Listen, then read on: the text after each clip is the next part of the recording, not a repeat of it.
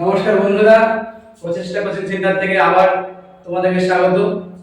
তো আজকে আমি রাজীব তোমাদেরকে হিন্দি যে বিষয়টা আছে 20টা প্রশ্ন, সেই বিষয়ের যে সিলেবাস সেই সম্পর্কে সামান্য আলোচনা করব। তো আমরা বাঙালি, আমাদেরকে তো হিন্দি বলতে গেলে আগে আমাদেরকে বর্ণ চিনতে হবে, তারপরে আমাদেরকে বর্ণ বলা শিখতে হবে, লেখা শিখতে হবে, উচ্চারণ শিখতে হবে। তো আমরা তো করবো চাকরি, আমাদের কাছে তো অত সময় নেই।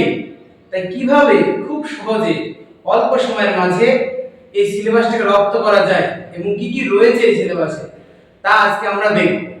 ঠিক আছে, চলো দেখো। হিন্দিতে হচ্ছে আমাদের সিলেবাস, তার মধ্যে প্রথমে রয়েছে সংজ্ঞা। তো আমরা বাংলায় ধরো সবাই পড়েছি বিশেষ্য, যেটা হিন্দির নাম তো এই সংজ্ঞা। ঠিক আছে, বিশেষণ আমরা জানি দোষ, গুণ, অবস্থা, পরিমাণ, সংখ্যা। কার বলো তো?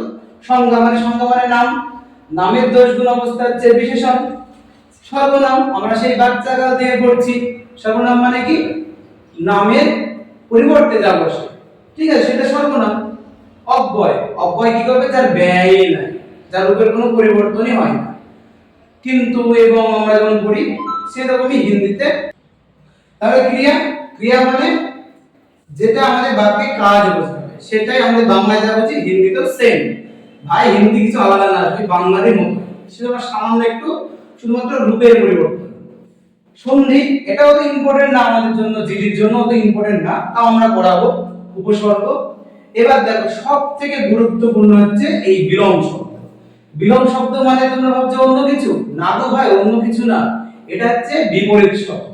ঠিক আছে, যেমন রাতকে আমরা দিন বলি, ঠিক আছে, রাতের বিপরীত হচ্ছে দিন, আবার দিনের বিপরীত রাত। ঠিক আছে, ভালো বিপরীত খারাপ। ঠিক আছে, সেই রকম হচ্ছে বিলোম শব্দ। আরেকটি গুরুত্বপূর্ণ হচ্ছে তোমাদের হচ্ছে পর্যায়বাচী শব্দ। নামটা অন্য হলো আমাদেরই পরিচিত জিনিস, কি বলতো? এটা হচ্ছে সমার্থক শব্দ। ঠিক আছে, যেমন আমরা গাছ, গাছকে কেউ তরু বলি, কেউ আবার বৃক্ষ বলি, সেম এইটাকে বলা হয় পর্যায়বাচী শব্দ। অনেক শব্দের জন্য এক শব্দ, অনেক বড় বড় শব্দকে তো আমাদের বলা কঠিন, সেই শব্দগুলো যদি এক শব্দে আমরা প্রকাশ করতে পারি। ঠিক আছে, যেমন বিনা পানিতে যায় বিনা পানি, এরকম বড় একটা শব্দকে ছোট একটা বর্ণ দিয়ে তৈরি করলাম। ঠিক আছে, তারপরে আছে রিক্ত স্থান। দেখো জিডিতে আমাদেরকে সবথেকে সর্বাধিক নম্বর কিন্তু দেবে হচ্ছে এই রিক্ত স্থান। রিক্ত স্থান হচ্ছে শূন্য স্থান পূরণ। তোমাকে একটা বাক্য দিবে, তার একটা অংশ ফাঁকা থাকবে, তার নিচে 4টে অপশন থাকবে, যেটা সবথেকে গুরুত্বপূর্ণ লাগবে, মনে হবে যেটা ঠিক, সেটা তোমাকে পূরণ করতে হবে। আর আছে কি গদ্যাংশ, একদম 4 নম্বর তোমাদের এই গদ্যাংশ থেকে আসে প্রতি বছর, 4 5 3 আসে। তো এটা আমাদের খুব, এই দুটো আমাদেরকে খুব প্র্যাকটিস করতে হবে, এই দুটো আর এই দুটো। ঠিক আছে, তাছাড়া আছে আমাদের সমাসগত গুরুত্বপূর্ণ না, মুহাব্বে, এই প্রবাদ প্রবচনের মতো আছে লিঙ্গ আর বচন। এবং যেটা আমাদের কাছে খুবই চ্যালেঞ্জিং এবং সবচেয়ে গুরুত্বপূর্ণ, যেটা আমি ভিভিআই দিয়ে লিখেছি, বাক্য শুদ্ধি। এই বাক্য শুদ্ধি মানে কি? তোমাকে একটা পুরো বাক্য দেবে, সেই বাক্যটা থেকে তোমাকে ভুলটা খুঁজে বের করতে হবে। ভুল থাকতেও পারে, না থাকতেও পারে। একটা পুরো বাক্য দেবে, সেই বাক্যকে খন্ড খন্ড করে অপশন থাকবে, সেই অপশন থেকে তোমাকে যেটা ভুল লাগবে সেটাকে তোমাকে নির্বাচন করতে হবে। এই হচ্ছে আমাদের টোটাল হিন্দি সিলেবাস। তো আমাদের আরেকটি গুরুত্বপূর্ণ যেটা আমাদের এখানে লেখা নেই বোর্ডে, সেটা হচ্ছে বলতো কি? কারক। কারক দিয়ে প্রতি বছর কিন্তু আমাদের প্রশ্ন আসে পরীক্ষায়। ঠিক আছে, কারক বাংলা কারক যা, হিন্দি কারক তা।